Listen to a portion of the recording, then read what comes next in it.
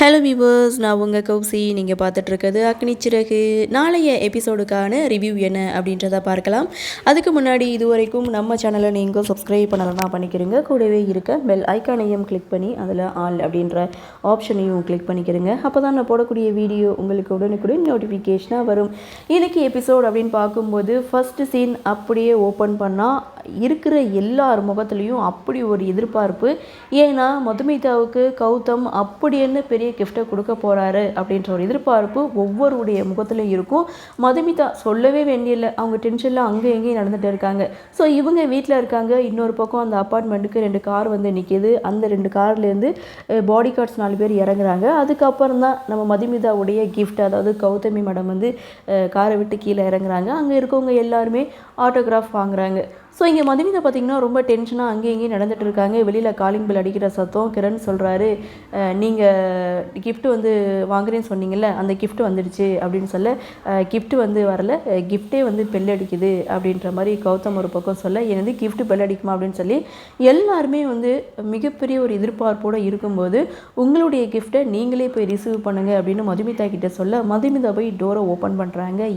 மதுமிதாவுக்கு பிடிச்ச கௌதமி மேடம் நேர்லேயே வந்து நின்றுட்டுருக்காங்க, அதுவும் வீட்டில் வந்து நின்றுட்டுருக்காங்க. ஸோ மதுமிதா ரொம்பவே சந்தோஷப்படுறாங்க. அந்த இடத்துல ஒரு பேக்ரவுண்ட் மியூசிக் வந்து ப்ளே பண்ணியிருப்பாங்க, ரொம்ப சூப்பராக இருக்கும். மேடம் நீங்களா, நான் உங்களை எதிர்பார்க்கவே இல்லை, எங்கள் வீட்லையா அப்படின்னு சொல்லி ரொம்ப சந்தோஷமாக இன்வைட் பண்ணி வீட்டுக்கு கூட்டிகிட்டு வராங்க. ஸோ அந்த இடத்துல ரேணுகாவும் கௌதமி மேடம் நம்ம வீட்டுக்கு வந்திருக்காங்க, என்னால் நம்பவே முடியலை, மாப்பிள்ளை உங்களுடைய கிஃப்ட் வேறு லெவல் அப்படின்ட்டு ரேணுகா ஒரு பக்கம் சொல்ல, ஜீவா ஒரு பக்கம் மாமா சான்ஸே இல்லை அப்படின்ட்டு ஜீவா மாயா எல்லாருமே கௌதமுக்கு வந்து நன்றி சொல்கிறாங்க. ஸோ மதுமிதாவும் கௌதமுக்கு வந்து தேங்க்ஸ் சொல்கிறாங்க. ஏன்னா மதுமிதாவுக்கு பிடிச்ச கௌதமி மேடத்தை தலை தீபாவளி பரிசாக வந்து கொடுத்துருக்காது, அவங்களுக்கு மிகப்பெரிய ஒரு சந்தோஷத்தை கொடுக்குது. ஸோ இந்த இடத்துல மதுமிதா, நான் உங்களுக்கு மிகப்பெரிய ஒரு ஃபேன், எனக்கு என்ன கஷ்டம் வந்தாலும் உங்களை தான் நான் மனசில் நினச்சிப்பேன் அப்படின்ட்டு இங்கே மதுமிதா கௌதமி கிட்டே பேச, நீங்கள் இவ்வளோ பெரிய ஃபேனாக இருக்கீங்க, என்றைக்காவது என்னை காண்டாக்ட் பண்ண நினச்சிருக்கீங்களான்னு சொல்லி மதுமிதா கேட்க, அப்படிலாம் நான் எதுவும் செய்ததில்லை அப்படின்னு சொல்ல, நான் தான் இன்றைக்கி மிஸ் பண்ணியிருப்பேன், ஏன்னா இப்படி ஒரு ஃபேன் எனக்கு வந்து கிடச்சிருக்காங்க அப்படின்னு சொல்லி 2 பேரும் பேசிகிட்டு இருக்காங்க. ஸோ இந்த இடத்துல கௌதம் இப்படி ஒரு கிஃப்ட்டை கொடுத்ததை நினச்சி ஒட்டுமொத்த குடும்பமும் ரொம்ப சந்தோஷத்தில் இருக்காங்க.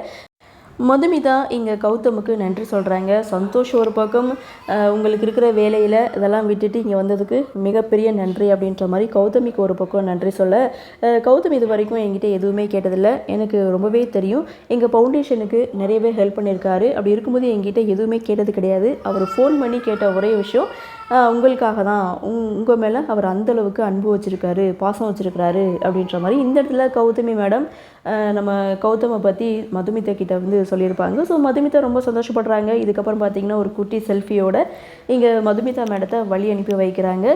ஸோ கிரணுக்கு செம ஷாக்கிங்காக தான் இருக்குது. அவங்க வந்து ஒரு ஃபோட்டோ ஃப்ரேம் தான் கொடுத்தாங்க, ஆனால் அவங்களுக்கு ஈடு இணை இல்லாத ஒரு மிகப்பெரிய ஒரு கிஃப்டை வந்து மதுமிதாவுக்கு ப்ரெசென்ட் பண்ணியிருக்காரு நம்ம கௌதம். ஸோ ரொம்பவே சந்தோஷப்படுறாங்க. ஸோ அந்த இடத்துல ஒட்டுமொத்த குடும்பமும் நம்ம கிரணை வந்து கலாய்க்கிறாங்க. ஸோ மாப்பிள்ளையோட கிஃப்ட் எப்படி இருக்குது, நீ வந்து ஃபோட்டோ ஃப்ரேம் தான் கொடுத்த, ஆனால் எங்கள் மாப்பிள்ளை ஆளையே கொண்டு வந்து இறக்கிட்டாரு அப்படின்ட்டு ரேணுகா ஒரு பக்கம் கிரணை கலாய்க்க, ஸோ கிரண் அங்கேருந்து போகிறாங்க.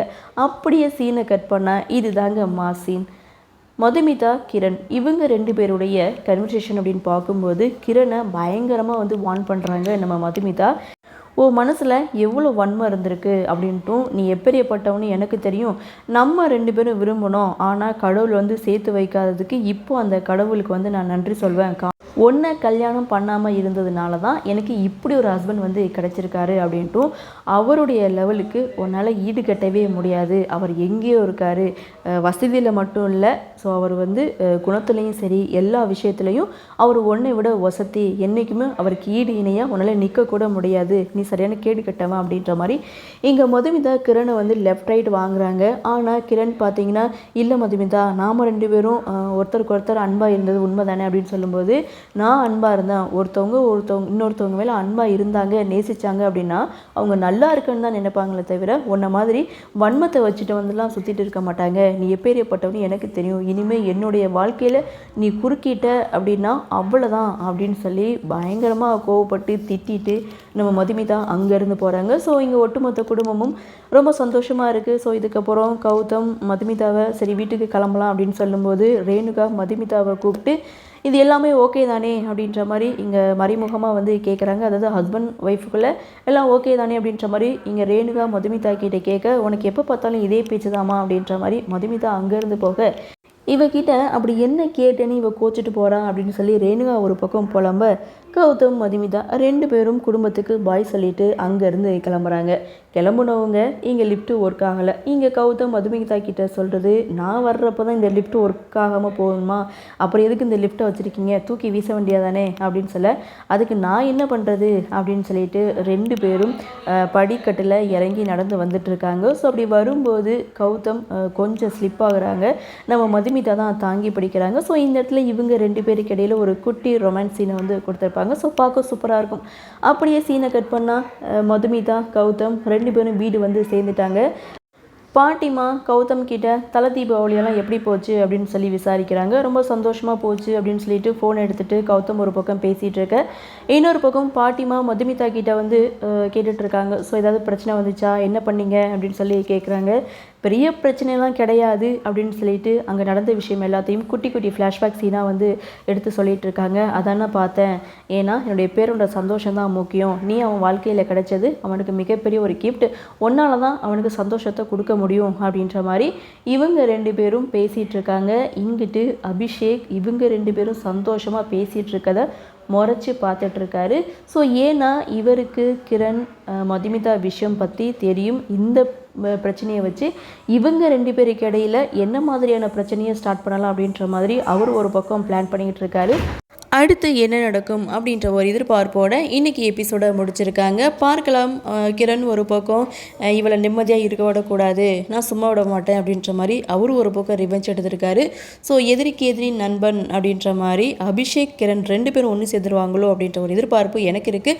ஸோ நீங்கள் என்ன நினைக்கிறீங்க, உங்களுடைய கருத்து என்ன அப்படின்றத வழக்கமுள்ள கமெண்ட்ஸில் பதிவு பண்ணுங்கள்.